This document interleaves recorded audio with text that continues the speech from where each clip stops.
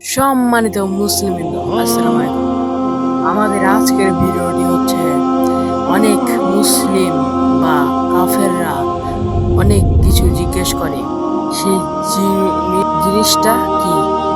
অনেক কাফের মুশরিক প্রশ্ন করে যে মহান আল্লাহ তাআলাকে কেন দেখা যায় না। তার আগে ইসলামিক অ্যান্ড লাইফ চ্যানেলটি সাবস্ক্রাইব করুন। তারপরে আগে বলছে গাইস, অনেক সময় আমাদের ভুল ও অজান্তে আমরা এই প্রশ্নটা করে থাকি। অনেক কাফের মুশরিকও আমাদের বলে, কিন্তু আমরা সঠিক মতো উত্তর দিই না। সেই কারণে আমরা কি করব, এটা আজকের এই ভিডিওতে আমি বলে দিচ্ছি। সবার আগে নাস্তিকদের প্রশ্নটা ছিল মহান আল্লাহ তাআলাকে কেন দেখা যায় না। আর মহান আল্লাহ তাআলা যদি সব কিছুর ক্ষমতাশালী হন, তাহলে সে কেন মানুষকে দেখা দেয় না? তার তো অনেক ক্ষমতা থাকে। এটা কিন্তু আমাদের মনে প্রশ্ন আসে যে মহান আল্লাহ তো চাইলে সব কিছু পাওয়ার। আর একটা কথা বলি, মহান আল্লাহ তাআলা এত সহজে দেখা দিবেন না, কারণ তার মন জয় করে তাকে দেখতে পাবেন। এটা কোরআনে সরাসরি উল্লেখযোগ্য আছে। মহান আল্লাহ তাআলা সস্তা নয়। মহান আল্লাহ তাআলা নৈকট্যের হাসিল করে জান্নাতে যাবে, তারপরে কোটি কোটি বছর পরে দেখতে পারবে। কি ঠিক ঠিক কিনা বলেন? ঠিক। আর যারা বলে মহান আল্লাহ তাআলা কেন দেখা যায় না, আরেকটা কথা বলি, হাদিসে সরাসরি উল্লেখযোগ্য আছে হযরত মূসা আলাইহিস সালাম তুর পাহাড়ে মহান আল্লাহ তাআলার সাথে কথা বলতেন। এটা অনেক হাদিস কোরআনে আছে।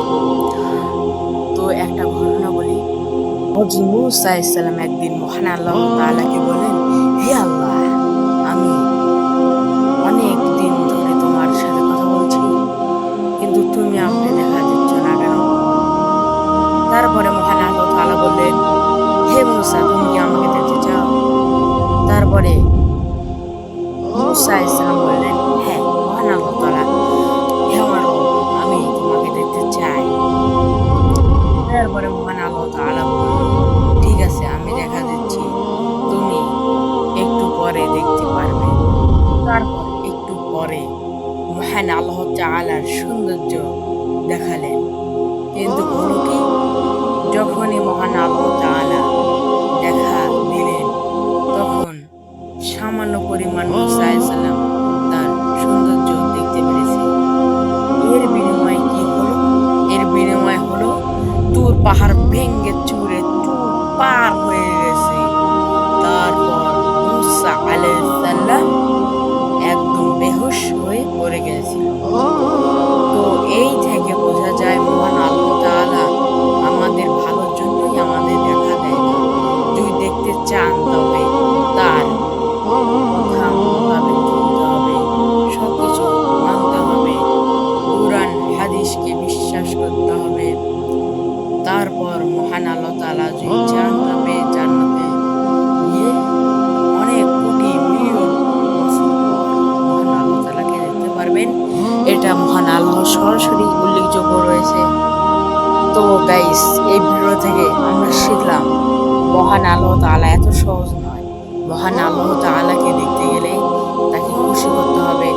তারপরে জান্নাতে গেলে অনেক কোটি কোটি বিলিয়ন বছর, আমি জানি না কত বছর, কত বিলিয়ন বছর, তারপরে হবে মহান আল্লাহ তাআলাকে দেখা।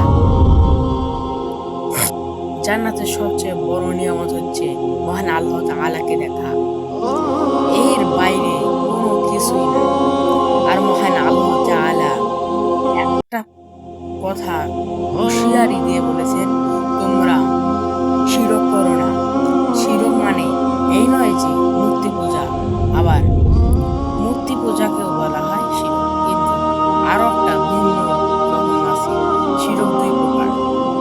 এক প্রকার মহান আল্লাহ তাআলাকে অবিশ্বাস করে পীর মুরিদের কাছে গিয়ে নিজের ছেড়ে বা নিজের সাহায্য চাওয়া, মানে ধরুন আপনাকে একটি জিন ধরেছে, সে জিনের তারার মালিক কি পীর সাহেব,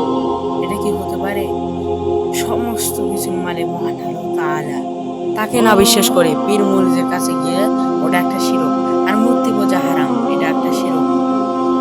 তো শিরক দুই প্রকার।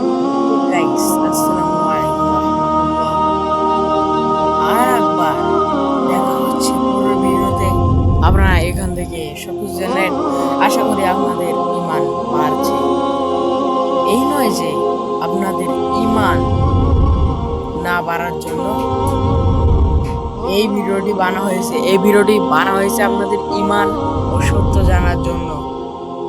আর এই ভিডিওটি তৈরি করা হয়নি কিসের জন্য? আমরা কোন লাইক সাবস্ক্রাইবের জন্য এই ভিডিওটি তৈরি করিনি। এটা আপনাদের ঈমান বাড়ানোর জন্য। ঈমানের মালিক আল্লাহ, ঈমান আপনাদের বাড়বেই ইনশাআল্লাহ। এই কথাগুলো শুনে ইনশাআল্লাহ বাড়বে। আসসালামু আলাইকুম ওয়া রাহমাতুল্লাহ। Good bye, tata, spot.